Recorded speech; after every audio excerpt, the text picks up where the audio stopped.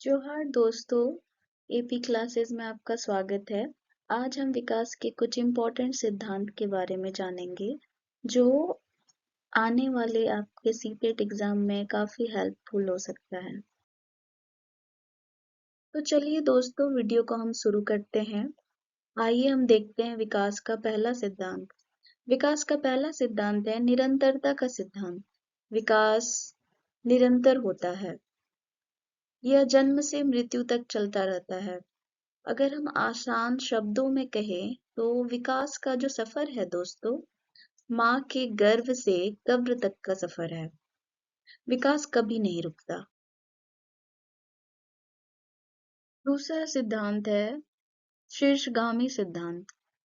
जैसे कि आप जानते हैं दोस्तों, विकास जो है क्रमबद्ध होता है और विकास का क्रम हमेशा सर से पैर की ओर होता है, ना कि पैर से सर की ओर। इसलिए हम इसे शीर्षगामी सिद्धांत कहते हैं। तीसरा सिद्धांत है अधोगामी सिद्धांत। दोस्तों, इस सिद्धांत में विकास का क्रम केंद्र से बाहर की ओर होता है। विकास का क्रम केंद्र से बाहर की ओर होता है।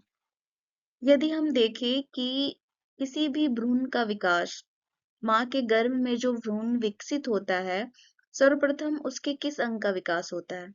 सर्वप्रथम उसके मस्तिष्क यानी कि सिर का विकास होता है। चौथा है दोस्तों सामान्य से विशिष्ट का सिद्धांत। दोस्तों, आप जानते हैं कि विकास सामान्य से विशेष की ओर जाता है।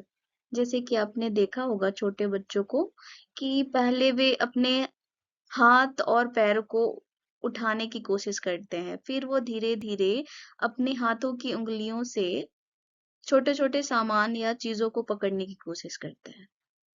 तो इस सिद्धांत में विकास जो है सामान्य से विशेष की ओर जाता है।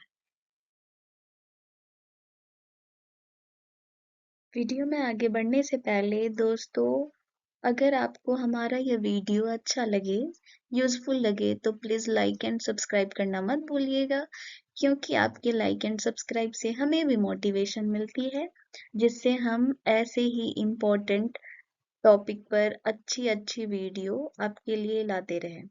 तो चलिए दोस्तों, वीडियो को आगे बढ़ाते हुए अगला सिद्धांत देखते हैं। पांचवा सिद्धांत व्यक्तिगत भिन्नता का सिद्धांत।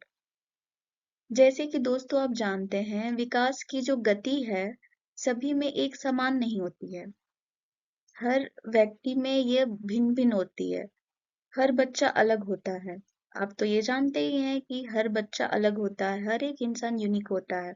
इसलिए हमें किसी भी बच्चे को दूसरे बच्चे से तुलना नहीं करना चाहिए, कंपैरिजन नहीं करना चाहिए। अगला सिद्धांत है वंशानुक्रम व वातावरण के अंतःक्रिया का सिद्धांत। इस सिद्धांत के अनुसार दोस्तों, विकास पर वंशानुक्रम और वातावरण दोनों का प्रभाव होता है। विकास पर हेरिडिटी एंड एनवायरनमेंट दोनों का प्रभाव होता है। जैसे कि आपने देखा होगा, माता पिता से जो गुण बच्चों में आते हैं, जो लक्षण बच्चों में आते हैं, उन गुणों का विकास उन्हें मिले वातावरण के अनुसार होता है। बच्चों को जितना अच्छा वातावरण मिलता है, उनका विकास उतने अच्छे से होता है। आसान शब्दों में हम इसको समझे तो nature plus nurture is equal to development होता है। अगला और आखिरी सिद्धांत है पूर्वानुमान का सिद्धांत। जी हाँ दोस्तों, विकास पूर्वानुमेय होता है। इसका मतलब है विकास का अनुमान लगाया जा सकता है कि किसी बच्चे में कितना विकास हो सकता है और उसके विकास में कितना सुधार किया जा सकता है, क्योंकि विकास का जो पैटर्न है वो फिक्स होता है, ना कि रैंडम। विकास एक निश्चित क्रम में होता है।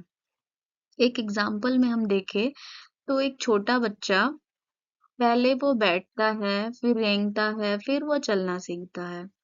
क्योंकि यह एक फिक्स पैटर्न में होता है, तो इसलिए हम कह सकते हैं कि विकास का अनुमान लगाया जा सकता है। तो चलिए दोस्तों आज के लिए इतना ही, फिर हम मिलेंगे कल नई वीडियो में।